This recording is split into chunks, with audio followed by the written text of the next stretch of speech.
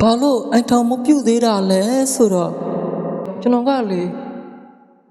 အိမ်ထောင်ပြုတ်တယ်ဆိုတာရန်ကိုခက်ခဲတဲ့ကိစ္စတော့မဟုတ်ပါဘူးတယောက်ကိုတယောက်ချစ်လို့ပါဆိုပြီးယူလိုက်ရင်တော့လွယ်လွယ်လေးပေါ့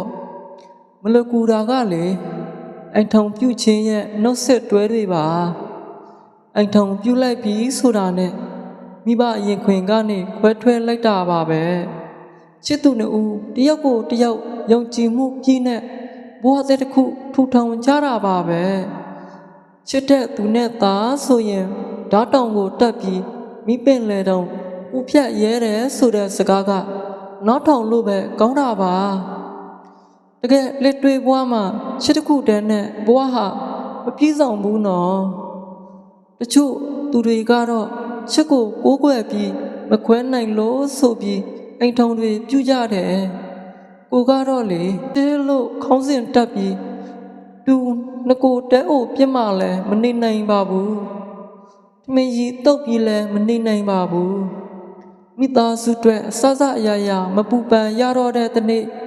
ကိုချီတော့ပေါ်ကိုရတ္တိနိုင်ပြီဆိုတဲ့တနေ့မှာအိမ်ထောင်ပြုဖို့စဉ်းစားဖြစ်ပါတယ်ဘာလို့အိမ်ထောင်မပြုသေးတာလဲဆိုတော့ကိုရဲ့တဲ့ကိုငယ်သေးတယ်လို့ထင်လို့တယောက်တည်းရှင်သန်ရတာကိုပို့ပြီးတော့သဘောကျမိနေလို့ပါဘာလို့အိမ်ထောင်မပြုသေးတာလဲဆိုရင်တော့လေကိုတိုင်ကတော့မပြည့်စုံသေးတဲ့အခိုက်အတန့်မှာကိုချစ်ရတဲ့သူကိုမပင်ပန်းစေချင်လို့ပါနောက်ပြီးတော့လေဘာလို့အိမ်ထောင်မပြုသေးတာလဲဆိုရင်တော့လေကလေးတစ်ဖက်နဲ့ငွေကြေးစမပြေကြတဲ့သူတွေယူပြီးကာစအိမ်ထောင်တဲတွေကိုကြည့်ပြီးတော့အဲ့လိုဒုက္ခမျိုးမကြောင်ချင်လို့ပါရာရာပဖဖြစ်မှအိမ်ထောင်ပြုမယ်ဆိုတာမျိုးလည်းမဟုတ်ပါဘူးဒါပေမဲ့ကိုချေရတဲ့သူတယောက်ကိုကောင်းကောင်းမွန်မွန်ထားချင်တယ်မပင်ပန်းစေချင်တာကိုလည်းမလုံလောက်သေးဘူးထင်လို့အိမ်ထောင်မပြုသေးတာပါခမများတို့ကဘာလို့အိမ်ထောင်မပြုသေးတာလဲအိမ်ထောင်ပြုတ်ပြီးဆိုရင်တကယ်ကောနှစ်ဦးသားတဲအိုဖြစ်တဲ့မှနေရလဲဆင်ပြေပါရဲ့လား